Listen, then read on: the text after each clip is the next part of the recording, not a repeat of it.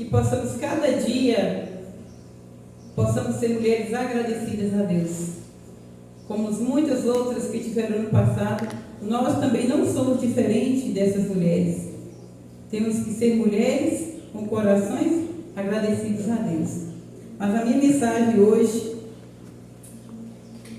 vem trazendo o título: Programa Divino Anti-Estresse para as Finanças. Vou falar um pouquinho diferente. Os irmãos que vêm aqui à frente sempre com uma mensagem diferente, né?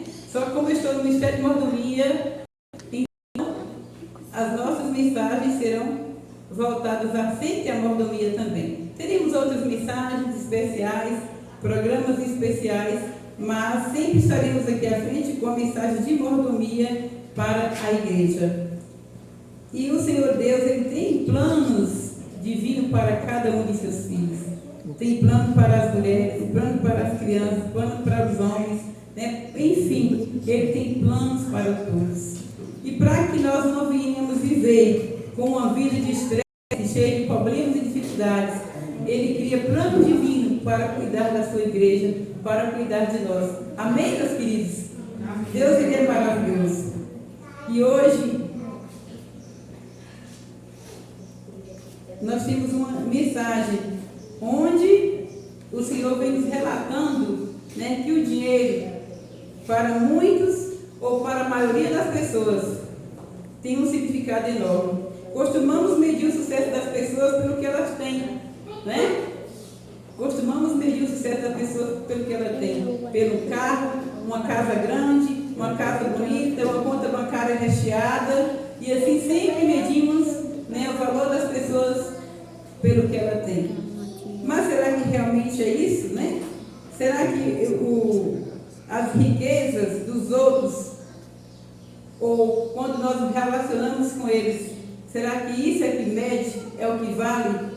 Será que para você, né, seu amigo ao lado, tem que ter dinheiro ou não? Será que isso realmente faz parte da vida? O maior homem rico se chama Jesus. Olha, o maior homem rico se chama Jesus. Os irmãos concordam comigo? Concordam? Exatamente. Mas, no entanto, foi no berço emprestado que ele nasceu. Ele iniciou a sua vida aqui na terra. Foi numa sepultura emprestada que ele terminou. E sobre esse intervalo entre o começo no berço emprestado e no fim numa sepultura, também materiais foi o seguinte. Ele falou assim: as raposas têm suas tocas e as aves do céu têm os seus ninhos, mas o Filho do Homem não tem onde repousar sua cabeça. Olha, o maior homem rico da terra. Vocês entendem? Para nascer, um berço emprestado. Para morrer, uma sepultura emprestada. A visão de Deus quanto às riquezas materiais é muito diferente da nossa, meus queridos. E lá em Mateus 8:20, Jesus ele relata, né, ele era um rico, mas foi emprestado que ele deu início de vida. Foi emprestado que ele também terminou a sua vida. E a visão de Deus sobre as riquezas materiais é muito diferente da nossa. Salomão, o homem mais sábio também que já viveu nesse mundo, ele entendeu isso e ele disse: quem ama o dinheiro jamais será o suficiente. E por que será? E por que não? Né? Quem ama o dinheiro realmente pensa diferente. Porque sempre haverá algo que consegue despertar nosso desejo por mais coisas. O dinheiro nos leva além. Por mais que detestemos admitir, o nosso problema não é falar de dinheiro. Nosso problema é o coração cobiçoso.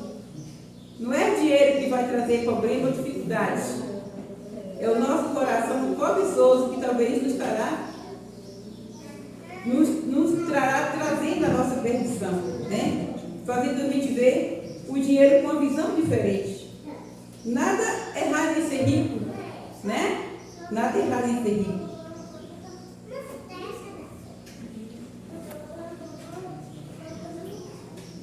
E qual é a verdade? verdadeiro valor do dinheiro, então? Né? Qual o verdadeiro valor do dinheiro? Como você explica R$1 milhão hoje? Como você se sentiria se alguém te desse R$1 milhão hoje? Resolveria ou não resolveria o seu problema? Resolveria? Exatamente. Mas se você desse para uma criança, o que é que ele faria com esse dinheiro? Ele não entende o valor do dinheiro. A criança não entende. Talvez jogaria até no mato, meu irmão. Talvez jogaria, eu brincaria com ele, porque ele não entende o valor do dinheiro.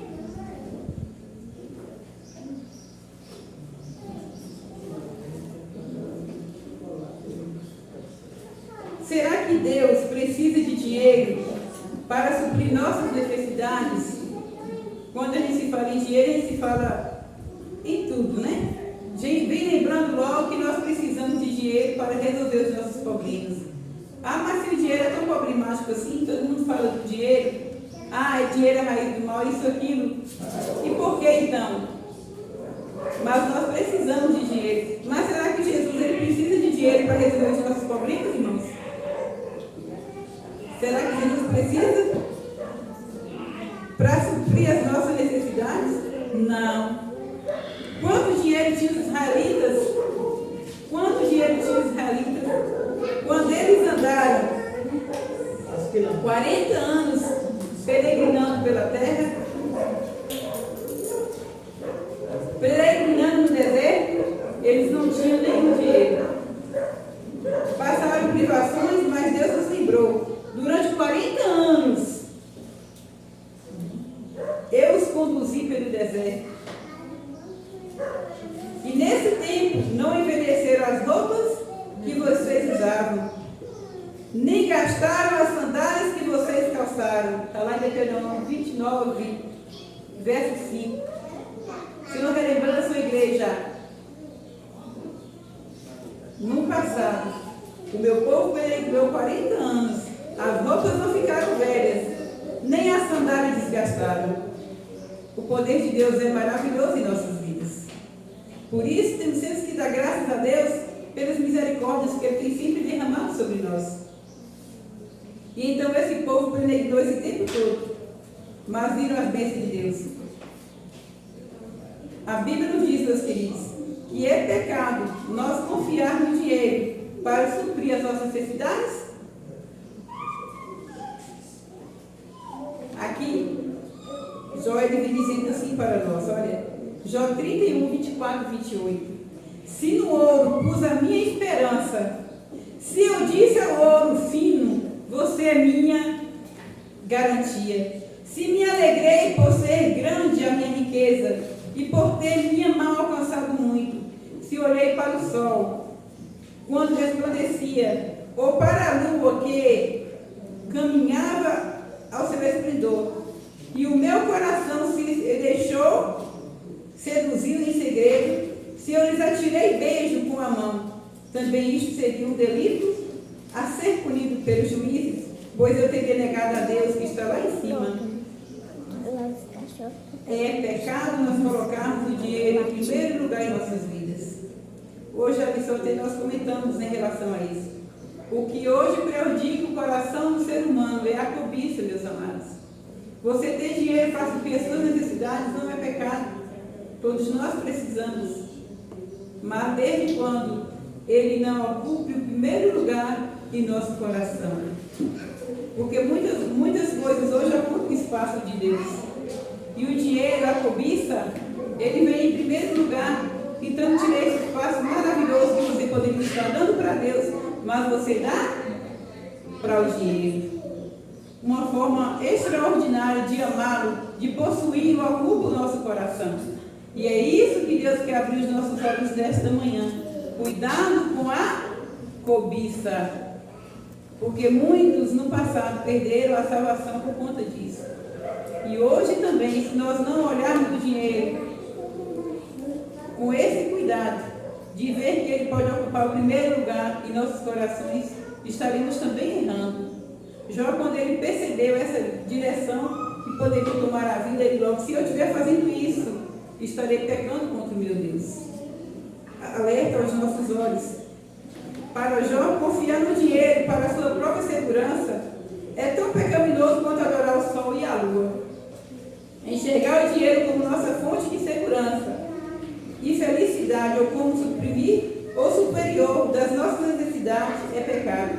Sim, Deus pode usar o dinheiro para suprir nossas necessidades, mas certamente Ele não se limita a isso, porque o dinheiro não é a solução de tudo, para resolver tudo, porque Deus é quem está no controle de nossas vidas. Então, qual é o objetivo, meus irmãos, principal do dinheiro? Se realmente é pecado a cobiça, se erramos ao colocar o dinheiro em primeiro lugar, se não for Deus, então para que serve o dinheiro? Qual é o objetivo principal do dinheiro? Seria promover o reino de Deus? Veja o que diz Lucas 9, de 1 a 4. Né? Lucas 9, de 1 a 4. Os irmãos podem ler, alguém pode ler para mim, por favor?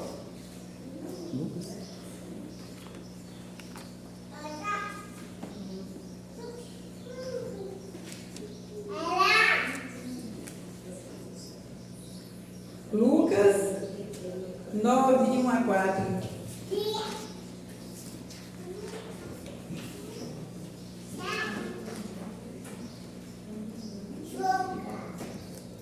Quem encontrar pode ler. Lucas 9, de 1 a 4.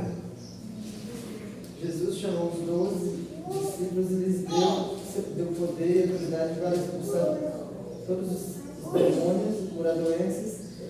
Então, os enviou para anunciar o reino de Deus e curarem os doentes. E ele disse: nesta viagem não levem nada, nem bengala para apoiar, nem sacola, nem comida, nem dinheiro, nem mesmo uma túnica a mais. Quando vocês entrarem numa cidade, fiquem na casa em que forem recebidos até irem embora daquele lugar. Obrigada, minha irmã. Aí Jesus diz para eles: olha, nada de bolsa, nada de sacolas ou sandálias extras. Certamente eles não poderiam ter muito sucesso levando tudo isso. E aí Jesus diz para eles, né, mais uma vez em resposta a isso, lá, voltando toda a história, né, quando Jesus manda os discípulos ir, né, mas não levai bolsas, não levai sacolas, não levai dinheiro, porque ele supriria onde você passar, seria suprido as vossas necessidades. Aí mais uma vez ele volta em Lucas 22, 35 e dá a resposta para os mesmos discípulos, né? E ele diz assim, Jesus pergunta ao discípulo: quando Deus vos enviei sem bolsa, sem sacola e sem sandálias, por acaso faltou alguma coisa? E os discípulos responderam o quê? Não. Por quê? Jesus os supriu. Não foi necessário que tivesse uma conta bancária em determinada cidade que eles fossem para que realmente suprisse as necessidades. Mas Jesus supriu as necessidades dos discípulos, né, ao eles irem de casa em casa ou de cidade em cidade para pregar o Evangelho. E realmente Deus supriu para fazer a sua obra. Muitas vezes nós falamos, né, que realmente precisa-se de dinheiro. Deus ele pode interagir. Teve um momento que Jesus ele mandou que um discípulo fosse lá e pegasse uma moeda na boca de um peixe no mar para pagar imposto. Foi assim? Deus sempre tem a maneira de agir, meus queridos. Ele vai sempre estar do lado do seu povo da melhor forma, cuidando e zelando também. Deus precisa de dinheiro para promover o seu reino? Não. Ele até pode usá-lo para esse propósito, mas sua obra não depende disso. Se o propósito principal do dinheiro não é suprir a necessidade nem sustentar o reino de Deus, então qual é o propósito do dinheiro, meus queridos? Qual é o objetivo, então, né, do dinheiro em nossas vidas? Agora sim nós iremos ver qual é o objetivo completo do dinheiro. Para que Deus ele deixa o dinheiro em nossas mãos? Para quê? Em Mateus 25, 14 a 30, lá relata, meus queridos, que Deus queria testar o nosso coração hoje e queria testar também o nosso caráter. Aqui nos conta a história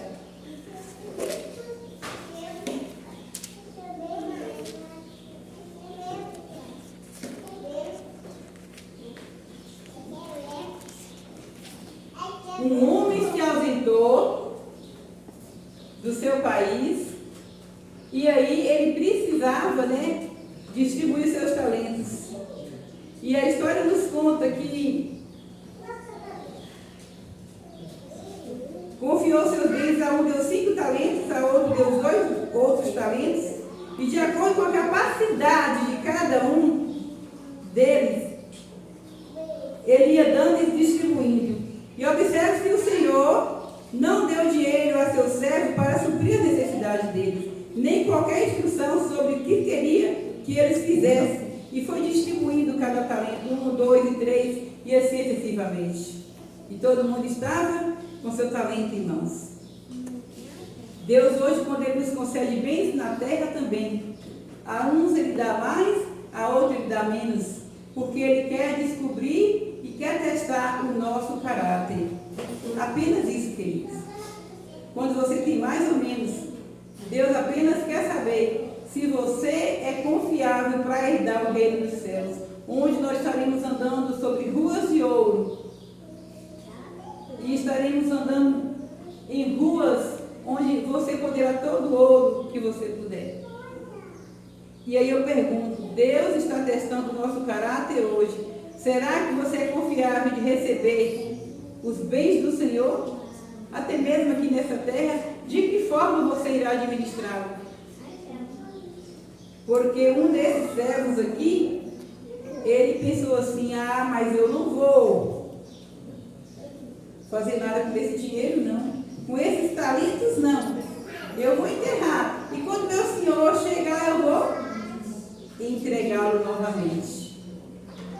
E quando realmente o Senhor desses servos chegaram e procuraram a cada um deles para saber como eles tinham, né, distribuído, o que eles tinham feito com esses talentos, e cada um apareceu apresentando-se, um com a mais, o dobro, mas teve um desses servos, né, que se aproximou e falou, Senhor, eu só guardei apenas, eu apenas guardei e está aí, te entrego novamente. Não tinha rendido, não tinha acontecido nada, ficou parado no tempo. Muitas vezes Deus nos concede talentos para testar o nosso caráter. Talentos na igreja. Não importa como é o seu talento hoje, nesta manhã. Mas Deus Ele deu para que você pudesse usá-lo para a honra e para a glória de Deus e para a sua obra. Para multiplicá-lo também. Mas muitas vezes nós não fazemos isso. Deixamos enterrado como o servo fez. E aí está o caráter do ser humano. Eu posso pensar, não, mas ele tem bastante, ele não vai precisar, eu estou só apenas guardando aqui quando ele chegar de volta. Foi exatamente por isso, meus queridos, o Senhor daqueles servos queria apenas testá-los. O que eles iriam fazer? Se aquele rapaz talvez tivesse realmente colocado também para render, colocado em um banco, quando ele chegasse para fazer, quem sabe, rendido mais ainda, ele viria que aquele homem era digno de receber mais. Mas ele não foi digno, meus queridos. Olha só o que ele falou para ele. Servo mau e preguiçoso, você sabia que eu colho onde eu não plantei e ajunto onde eu não espalhei? Então você deveria ter entregado o meu dinheiro aos banqueiros e eu receberia com juros o que é meu. E aí a resposta foi, lance-nos para fora nas trevas e ali haverá choro e ranger de dentes. Lá no verso 26, 30, né, do livro que nós estamos estudando aqui. Teria o Senhor daquele servo sido muito duro com ele? Claro que não. O Senhor daquele servo não foi duro. Tudo que aquele servo tinha vinha do Senhor. Tudo que você tem hoje vem do Senhor. Cuidado com a má administração que você tem também, com o que você tem hoje. Porque tudo que nós temos, meus queridos, não pertence a nós, pertence a Deus. Esta não é apenas uma história, meus irmãos. Jesus introduziu essa parábola dizendo: o reino dos céus também será semelhante, porque Deus nos dá posse a fim de testar o nosso caráter. A forma como administramos o dinheiro revela com que forma, né? Ou seja, revela como que nos identificamos cada um de nós. Se Deus e seus se Deus com Deus e seus propósitos ou com os nossos propósitos, interesses egoístas, o dinheiro revela onde está a nossa lealdade e a qual Deus nós servimos. Ou o dinheiro vem em primeiro lugar na sua vida, ou Deus vem em primeiro lugar na sua vida. E se você reunisse hoje o valor de todos os seus bens materiais que você tem, qual seria o seu valor? Tudo. Do banco, da casa, a casa em si, tudo que você tivesse. Faria uma avaliação aí. Qual valor você teria hoje? Quanto você valeria hoje? Alguém poderia me responder? Não precisa de resposta, apenas reflexão. Mas faça agora. Agora permita-me dizer, meus queridos.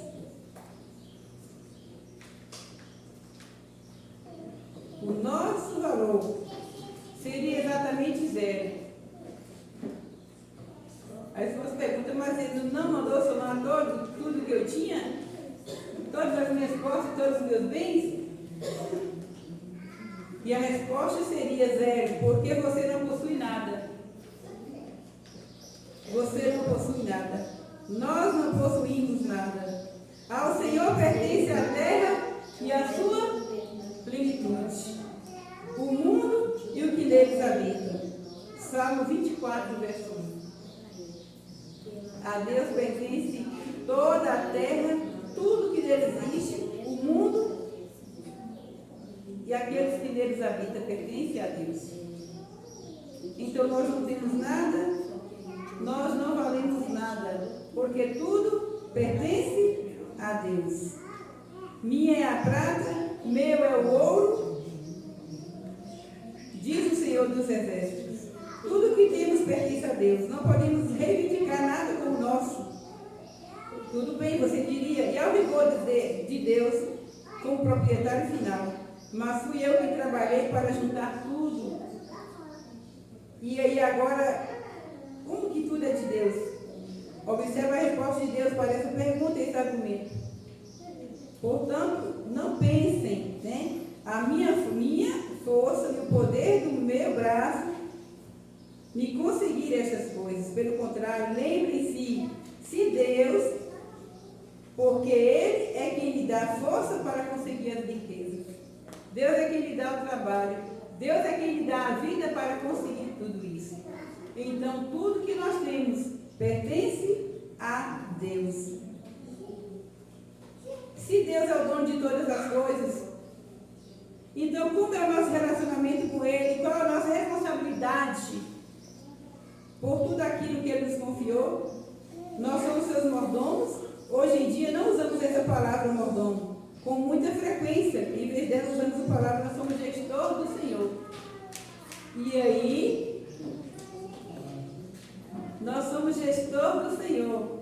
E então, você está administrando todas as bênçãos de Deus. Se nós somos gestores fiéis das bênçãos de Deus, Ele nos abençoará ricamente, meus queridos. Se nós somos gestores de Deus, Ele nos abençoará ricamente. Existem apenas 4 áreas nas quais nós podemos gastar o nosso dinheiro. Existem 4 áreas que você pode gastar o dinheiro. Então, iremos ver essas 4 áreas. A primeira, o dízimo, porque porção dobrada, né, que Deus reivindica como sua. O quê? A primeira, o dízimo, porção que Deus reivindica como sua. A segunda, as ofertas, porque ainda não demos nada a Deus ao devolver o dízimo. Ele deve receber as primícias como demonstração de gratidão por tudo que Ele fez e está fazendo por nós. A terceira, nós devemos gastar nosso dinheiro. Nossas necessidades. Nossas necessidades. É nossa responsabilidade cuidar das necessidades da vida. Então, que necessidades seriam essas? Né? Vou juntar aqui agora, juntamente com o quarto, nossas necessidades e nossos desejos. Nossas necessidades e nossos desejos. Vou juntar eles aqui agora. Então, as necessidades estariam de acordo com a vontade de Deus? Será que eu estaria gastando o básico de tudo aquilo que eu preciso para a minha necessidade, para a necessidade da minha família?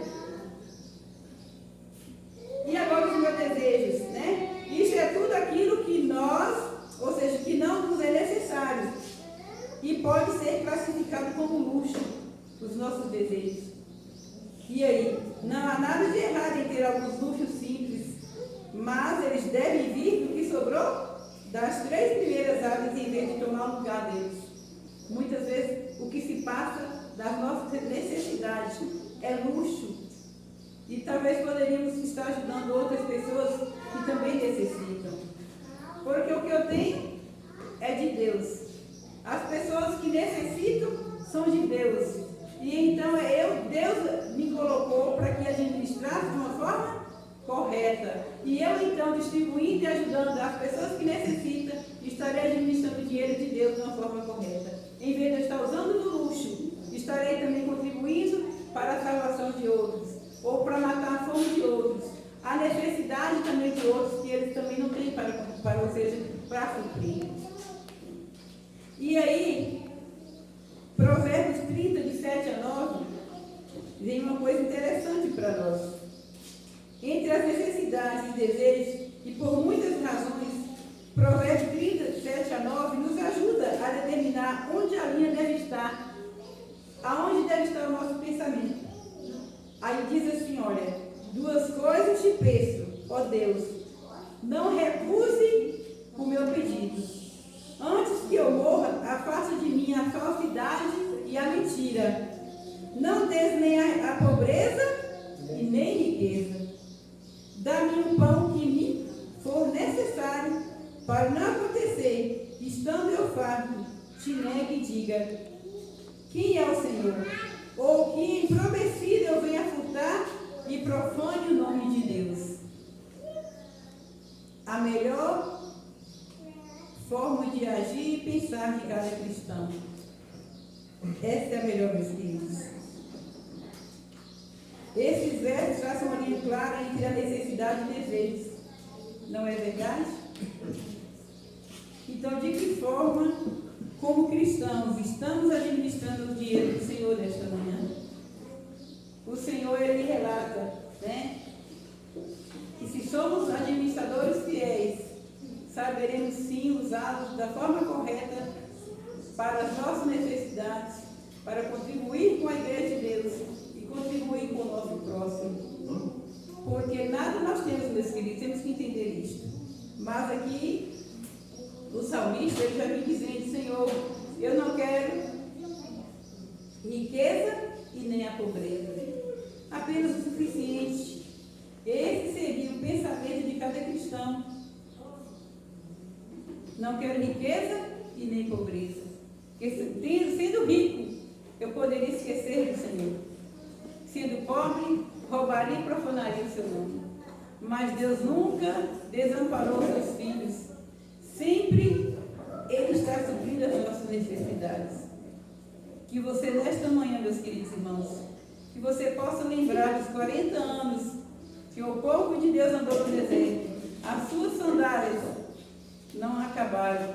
Suas vestes também não acabaram. Pelo contrário, elas renovavam em seu corpo. Então, nem tudo, o dinheiro, ele faz parte da nossa vida. Ele serve para resolver nossos problemas, serve para resolver nossas necessidades. Mas Deus vem em primeiro lugar. Que nesta manhã, Deus ocupe o primeiro lugar em sua vida. Para que possamos reconhecer o verdadeiro dono de tudo de nossas posses e o nosso verdadeiro dono, que é Deus. Deus nos abençoe nesta manhã.